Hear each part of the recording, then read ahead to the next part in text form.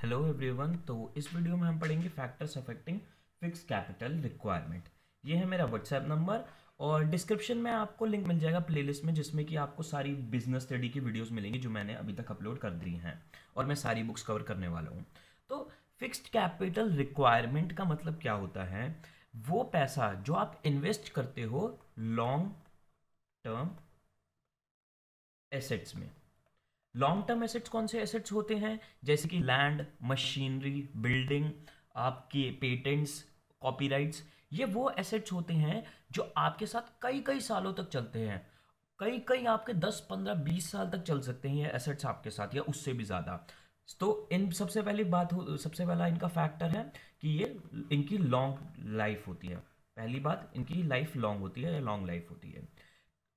दूसरी बात, ये जो रिटर्न देते हैं, जो आपको ये प्रॉफिट कमा के देते हैं, ये over a long period of time देते हैं। Over a long period of time मतलब क्या है? आपकी बिल्डिंग ऐसा नहीं है कि आपको 1 साल बाद या 5 महीने बाद या 10 महीने बाद रिटर्न देगी। आपकी बिल्डिंग अगर आपने अपना बिजनेस करने के लिए परचेज करी है, जब तक आपका बिजनेस चलेगा वो आपको हर महीने रेंट सेव कराएगी। तो फिर वो आपको 10 साल, 20 साल, 50 साल, 100 साल, जब तक आपका बिजनेस चलता है तब तक आपको रिटर्न देती रहेगी। ऐसा ही कॉपीराइट के और पेटेंट्स के केस में होता है। पेटेंट्स ऑल दो आपको एकदम रिटर्न नहीं देते, but over a long period of time वो आपको बहुत तगड़ी रिटर्न्स देते हैं। तो लॉन्ग टर्म एसेट वो होते हैं जिनकी लाइफ लंबी होती है और वो आपको over a long period of time में रिटर्न्स देते हैं। यहाँ पे मैं लिख भी देता हूँ रिटर्न्स, मेरे को यहाँ वर्ड लिखना चाहिए, returns over a long period of time.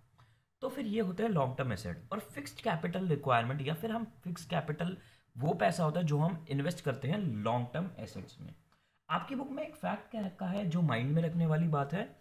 आपकी बुक में कह रखा है कि आपको जो लॉन्ग टर्म एसेट्स हैं या फिर फिक्स कैपिटल जो अपनी नीड्स हैं वो फुलफिल करनी चाहिए long term sources of finance से। Long term sources of finances से, सोर्सेज ऑफ फाइनेंसेस से।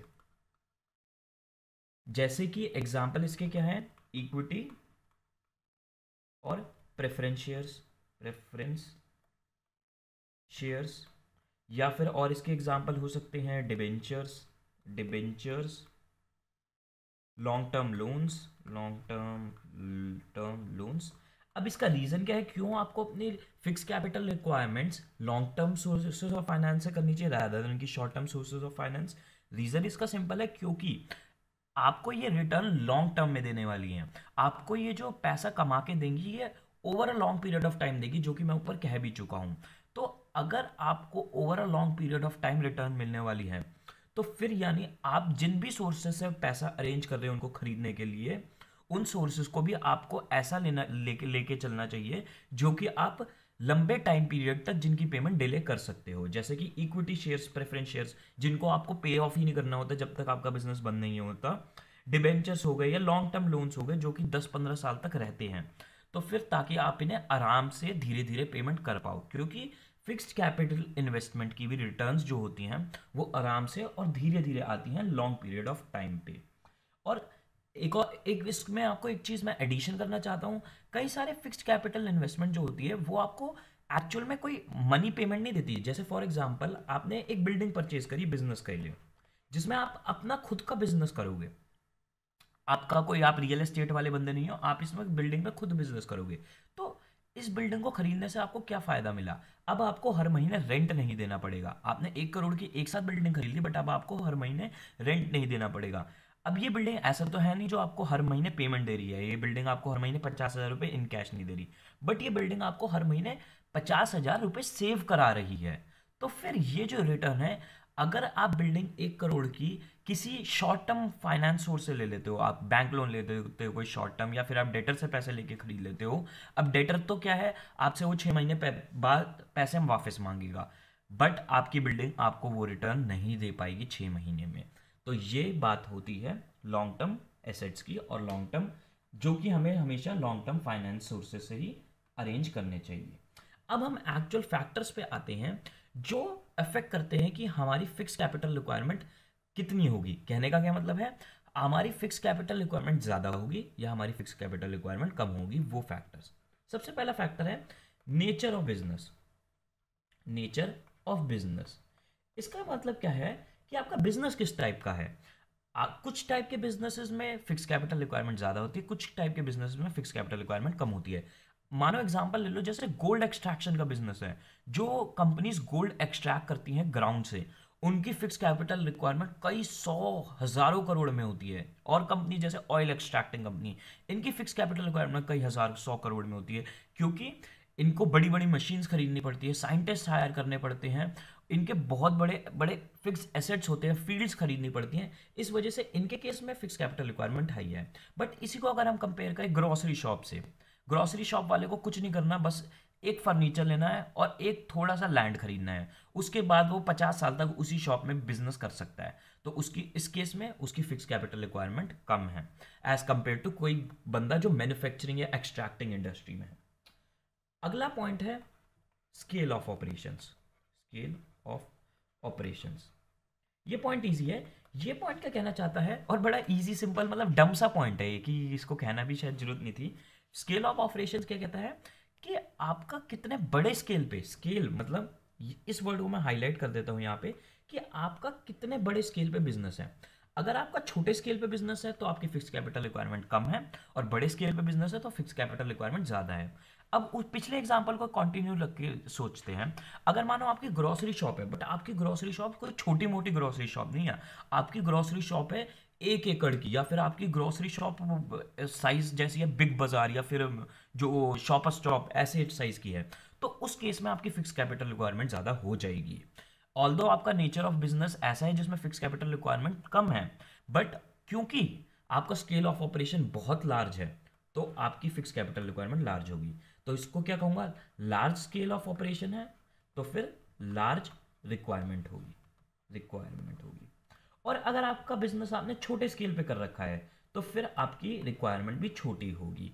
इसका एग्जांपल पीछे वाले को लेके चलते हैं, कि जैसे मैंने कहा मैन्युफैक्चरिंग या ट्रांसपोर्टेशन, अगर आप मैन्युफैक्चरिंग करते हो बट आप मैन्युफैक्चरिंग बहुत छोटे स्केल पे करते हो, आपने एक मशीन लगा रखी है और आपका काम 10 गज की जगह में हो गया, तो उस केस में ऑल दो मैन्युफैक्चरिंग का नेचर बहुत ज़्यादा कैपिटल, फिक्स कैपिटल मांगता है, बट अगर आपका स्केल ऑफ ऑपरेशन छोटा है तो फिर आपको कम कैपिटल चाहिए। तो ये सिंपल क्या कहता है, अगर छोटा, अगर स्मॉल कैपिटल, अगर आप स्मॉल स्केल पे बिजनेस कर रहे हो तो कम कैपिटल चाहिए, लार्ज स्केल पे बिजनेस कर रहे हो तो लार्ज कैपिटल चाहिए। तो अब इस सिंपल पॉइंट से आते हुए अगले पॉइंट पे, choice of technique, choice of technique. ये मेरा फेवरेट पॉइंट है, और ये एक ऐसा पॉइंट है जो बच्चे हमेशा भूल जाते हैं, और मैं चाहता हूं कि अब आप इसको ध्यान से सुनो और कभी ना भूलो। देखो ये पॉइंट जो है ये आप 10th क्लास से पढ़ते आ रहे हो।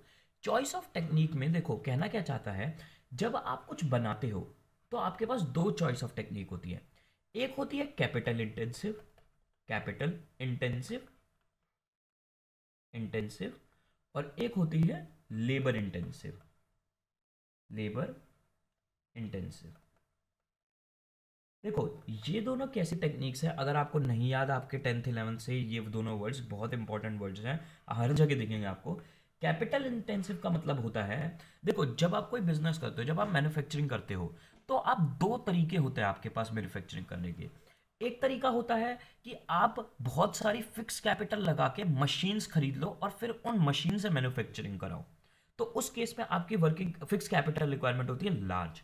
और दूसरा तरीका होता है कि आप रेदर देन की मशीन खरीदो, आप लेबर्स खरीद लो, आप लेबर खरीदो, तो फिर उससे क्या है, मतलब आप लेबर को हायर कर लो, तो उस केस में आपकी वर्किंग कैपिटल रिक्वायरमेंट होगी स्मॉल।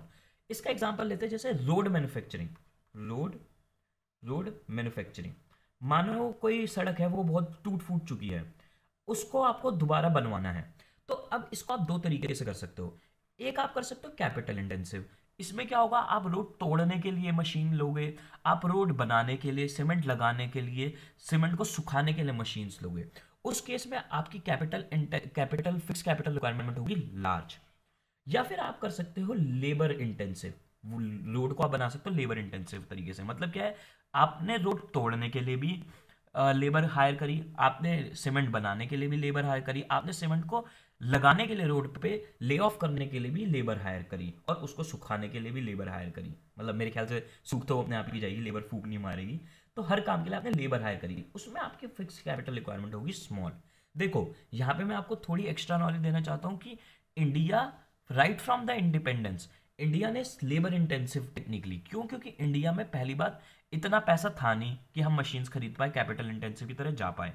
दो रीज़न है इसके कि हमने क्यों लेबर इंटेंसिव ली। पहला मैंने अभी बता दिया कि हमारे पास पैसा नहीं था, और दूसरा रीज़न है कि हमारे पास पॉपुलेशन बहुत ज़्यादा थी, तो हमें अनएम्प्लॉयमेंट हटानी थी। तो हमारे लिए बेटर यही था इंडियन गवर्नमेंट के लिए तो कि वो हमेशा labour intensive choice of technique form करे। But in a business setup, क्योंकि हमें कैपिटलिस्ट इकोनॉमी है और हर बिजनेस पर्सन चाहता है उससे ज़्यादा प्रॉफिट हो, वो डिपेंड करता है कि वो कैपिटल इंटेंसिव की तरफ जाएगा, लेबर इंटेंसिव की तरफ जाएगा।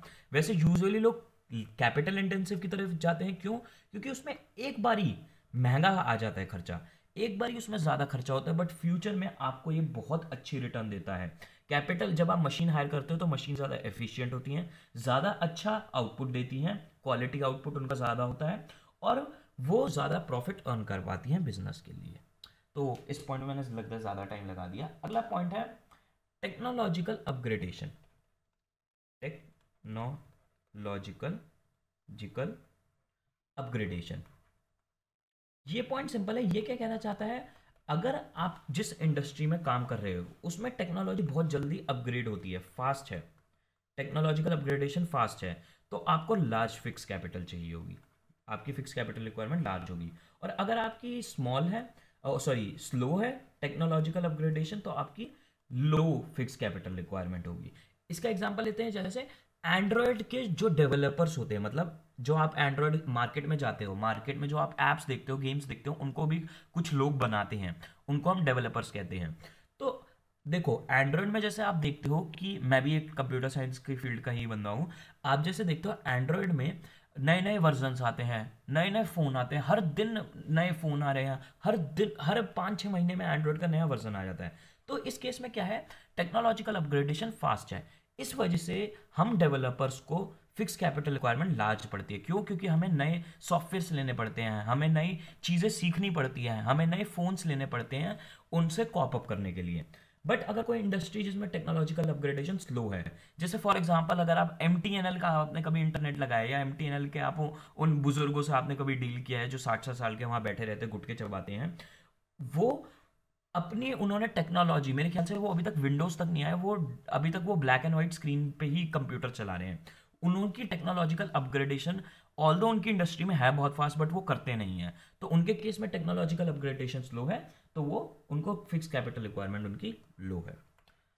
फिफ्थ पॉइंट आता है हमारा फाइनेंसिंग ऑल्टरनेटिव्स।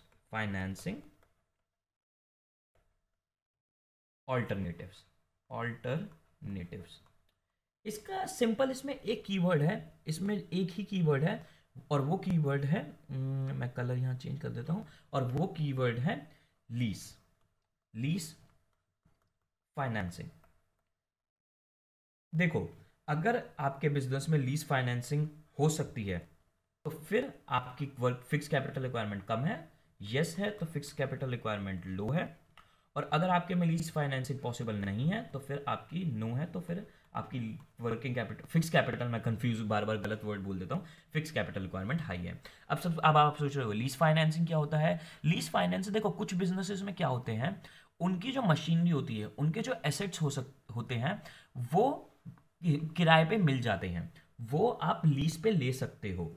अगर आप बिल्डिंग किराए पे लेते हो तो उसे हम कहते हैं रेंट, और अगर आप कोई एसेट किराए पे लेते हो या फिर कोई मशीनरी, तो उससे हम कहते हैं लीसिंग या लीज फाइनेंसिंग।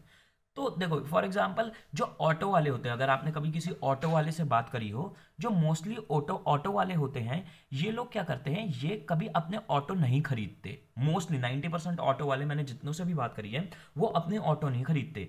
वो बेसिकली कोई बंदा होता है, कई सारे ये ऑटो के डीलर्स होते हैं जो कि किराए पे दे देते हैं इन्हें ऑटो, 500 रुपये 400 रुपये दिन के किराए पे, और फिर इनसे कहते हैं फ्यूल तुम्हारा, जो CNG डलवाओगे वो तो खर्चा तुम्हारा, और जो भी तुम कमाओगे वो तुम्हारा। तो ये इस केस में क्या है, ऑटो के बिजनेस में जो ऑटो ड्राइवर्स होते हैं उनके बिजनेस में लीज फाइनेंसिंग उन्हें मिल जाती है, उनके बिजनेस में लीज फाइनेंसिंग अवेलेबल यस है, तो फिर उनकी फिक्स कैपिटल रिक्वायरमेंट लो है। अगर इन्हें सोचो ऑटो किराए पे ना मिलते, अगर इनके बिजनेस में लीज फाइनेंसिंग नहीं होती तो इनको ऑटो खरीदने पड़ते, जिनके पैसे, जो खरीदने के इनके पास पैसे नहीं होते, तो इनके केस में सोचो कितनी ज़्यादा इनकी बेचारों की फिक्स कैपिटल रिक्वायरमेंट होती। तो लीज फाइनेंसिंग बिजनेस में है तो फिक्स कैपिटल रिक्वायरमेंट लो रहेगी, और अगर नहीं है तो फिक्स कैपिटल रिक्वायरमेंट हाई रहेगी। अगला पॉइंट है डाइवर्सिफिकेशन। डाइवर्सिफिकेशन, ये भी पॉइंट मुझे बहुत डम लगता है, बड़ा ज़्यादा सिंपल सा और ऑब्वियस सा है। देखो, डाइवर्सिफिकेशन वर्ड का क्या सिंपल मतलब होता है? डाइवर्सिफिकेशन मतलब क्या है? आपका बिजनेस कितनी सारी फील्ड्स में डील करता है। जैसे फॉर एग्जांपल आपका बिजनेस है, आप कार्स ऑटोमोबाइल्स में भी डील करते हो, आप फोन्स भी बेचते हो, और अब आप चाहते हो कि आप एक मेडिकल स्टोर भी खोल लो। तो आपका बिजनेस डाइवर्सिफाइड है, मतलब आपका बिजनेस कई सारी फील्ड में घुसा हुआ है। मैं आपको एक बार ये जनरल कहूंगा भी कि डिक्शनरी खोल के डाइवर्सिफाई का या डाइवर्स का मतलब ज़रूर देखना। इंग्लिश स्ट्रांग होनी चाहिए कोई सी भी सब्जेक्ट को समझने से पहले। तो अगर आपका बिजनेस डाइवर्सिफाइड है, यस है आंसर, तो आपकी फिक्स कैपिटल रिक्वायरमेंट हाई है। और अगर आपका बिजनेस डाइवर्सिफाइड नहीं है, नो है, आप एक ही चीज़ में डील करते हो, आप एक ही प्रोडक्ट में डील करते हो, तो फिर आपकी फिक्स कैपिटल रिक्वायरमेंट लो है। बहुत ही ज़्यादा सिंपल इंट्यूटिव सा पॉइंट है। अगला पॉइंट है, सेवंथ पॉइंट है, ग्रोथ प्रोस्पेक्टिव। इसको मैं फाइनेंस डिसीजन में पहले भी समझा चुका हूँ, और मैं आपको कहूँगा कि वो वीडियो ज़रूर देख के आओ, आपको और अच्छे से समझ में आएगा। ग्रोथ प्रोस्पेक्टिव क्या कहता है? अगर आपको लगता है आपका बिजनेस फ्यूचर में ग्रोथ की प्रोस्पेक्ट रखता है, या आपका सिंपल वर्ड में आपका बिजनेस ग्रो कर सकता है, यस, तो फिर आपकी फिक्स कैपिटल रिक्वायरमेंट हाई होगी। और अगर आपका बिजनेस फ्यूचर में नहीं ग्रो करेगा, आपको लगता है कि आप पूरे वर्ल्ड में फैल चुके हो, या फिर जिस भी एरिया में आप फैलना चाहते हो आप बिल्कुल बिल्कुल सैचुरेट हो चुके हो, आप बिल्कुल एटमोस्ट फैल चुके हो, इससे आगे आप नहीं बढ़ सकते, तो अगर आंसर नो है तो फिर आपकी फिक्स कैपिटल रिक्वायरमेंट लो होगी। इसका एग्जांपल मैंने डिविडेंड डिसीजन की वीडियो में दिया था कि मैकडोनल्ड्स है, 10 साल पहले मैकडोनल्ड्स इंडिया में फैलना चाहती थी, तो उस केस में उनकी फिक्स कैपिटल रिक्वायरमेंट हाई थी, बट अब मैकडोनल्ड पूरे इंडिया में फैल चुकी है, तो मेरे ख्याल से अब उनकी फिक्स कैपिटल रिक्वायरमेंट कम हो गई हो। मुझे नहीं पता कि मैकडोनल्ड अब पूरे इंडिया में फैल चुकी है या उन्हें और भी सिटीज़ में फैलना है। अगला पॉइंट है, लास्ट पॉइंट है हमारा, level of collaboration. Level of collaboration. Collaboration, इसका क्या मतलब है? देखो, कुछ इंडस्ट्रीज ऐसी होती हैं जिसमें कि जो इसमें कि कॉम्पिटिटर्स होते हैं, या फिर आपके जो पीयर इंडस्ट्रीज होती हैं, मतलब आपके जो साथ के लोग हैं जो आपकी इस इंडस्ट्री में हैं, उनके साथ आप कोलैबोरेट करके अपनी कॉस्ट लो कर सकते हो, मतलब आप रिसोर्सेज, अपने एसेट्स शेयर कर सकते हो। इसका मेरे को बहुत अच्छा एग्जांपल लगा जो आपकी बुक में दे रखा है, एटीएम्स का। देखो, आप किसी भी बैंक का आपके पास डेबिट कार्ड है, आप फर्क नहीं पड़ता, आप किसी भी, अगर आपके मानो घर के पास पंजाब नेशनल की एटीएम मशीन है, बट उस एटीएम मशीन को कोई फर्क नहीं पड़ता, आपके पास किसी भी बैंक का डेबिट कार्ड हो सकता है, एचडीएफसी, एक्सिस, कोई भी बैंक का हो सकता है, तो आप जाके उससे पैसे, पंजाब नेशनल मशीन से आप पैसे जाके विड्रॉ कर सकते हो। तो बैंकिंग इंडस्ट्री में क्या है, लेवल ऑफ कोलैबोरेशन है, यस है आंसर, तो फिर उस केस में आपकी फिक्स कैपिटल रिक्वायरमेंट लो होगी। जैसे कि अगर आपके घर के पास पंजाब नेशनल बैंक का एटीएम है, तो फिर किसी और बैंक को वहां पे आके एटीएम खोलने की जरूरत नहीं है। एचडीएफसी एक्सिस यही सोचेंगे, चल यार पंजाब नेशनल का एटीएम खुला हुआ है, तो हम क्या अपना स्पेशली एटीएम खोलेंगे, हमारे जो कस्टमर है एचडीएफसी एक्सिस बैंक वाले, वो पंजाब नेशनल से ही विड्रॉ कर लेंगे। और अगर आपके बिजनेस में लेवल ऑफ कोलैबोरेशन नहीं होता, नो होता, तो फिर आपकी फिक्स कैपिटल रिक्वायरमेंट हाई होती। मानो अगर आप पंजाब नेशनल का एटीएम, एक सिनेरियो सोचो, पंजाब नेशनल का एटीएम में पंजाब नेशनल का कार्ड इस्तेमाल कर सकते, और हर बैंक के एटीएम में आप सिर्फ उसी बैंक का एटीएम इस्तेमाल कर सकते कार्ड, तो फिर सोचो इस केस में कैसा हालत होती। हर, मतलब आपके हर रोड पे, हर गली में, हर बैंक का एटीएम, हर बैंक का एटीएम मशीन होनी नेसेसरी हो जाती, तो उस केस में हर बैंक की सोचो फिक्स कैपिटल रिक्वायरमेंट कितनी हाई हो जाती है। इसका मैं एक और एग्जांपल देना चाहता हूँ, लास्ट एग्जांपल है फिर वीडियो खत्म है। इसका मैं एक और एग्जांपल देना चाहता हूँ कि जैसा फॉर एग्जांपल, आपको पता नहीं होगा, ये चीज़ आपने देखी नहीं होगी, जो आजकल स्टार्टअप्स आ रहे हैं, जो मतलब छोटे लेवल के नए बिजनेसेस आ रहे हैं, अगर आपको ज़्यादा स्टार्टअप्स के बारे में नहीं पता, तो जो स्टार्टअप्स आ रहे हैं, स्मॉल बिजनेसेस अब आजकल स्टार्ट हो रहे हैं, इनके लिए अब नई जगह खुलने लग गई है, उन्हें हम कहते हैं कोवर्किंग स्पेस। कोवर्किंग स्पेस क्या होता है, बेसिकली एक बड़ा सा फ्लोर होता है, उस पे 10-15 मतलब साइज पे डिपेंड करता है, 10-15 डेस्क होते हैं। तो हर डेस्क को रेंट पे दे दिया जाता है एक स्टार्टअप ओनर को या स्मॉल बिजनेस ओनर को, और वो उस डेस्क पे अपना बिजनेस कर सकता है। अब क्या है इस केस में, क्या है, लेवल ऑफ कोलैबोरेशन है, 10-15 स्टार्टअप एक ही फ्लोर पे काम कर सकते हैं, तो वो रेंट शेयर कर सकते हैं अपना आपस में। तो रेंट शेयर करने से उनकी कॉस्ट डाउन हो जाती है। तो उस केस में उनकी क्या फिक्स कैपिटल रिक्वायरमेंट लो हो गई। और अगर ऐसी कोई सर्विस नहीं अवेलेबल होती, उन्हें हर बंदे को अपना अलग फ्लोर लेना पड़ता, ऑल्दो उनका बिजनेस छोटा है, उन्हें फ्लोर की जरूरत नहीं है, बट ये सर्विस ही अवेलेबल नहीं होती, स्टार्टअप्स आपस में कोलैबोरेटेड होकर काम नहीं कर रहे होते, तो फिर उस केस में working capital, fix capital requirement, यार मैंने कहीं बारी वीडियो में मिस्टेक कर दिया है, फिक्स कैपिटल रिक्वायरमेंट हाई हो जाती है।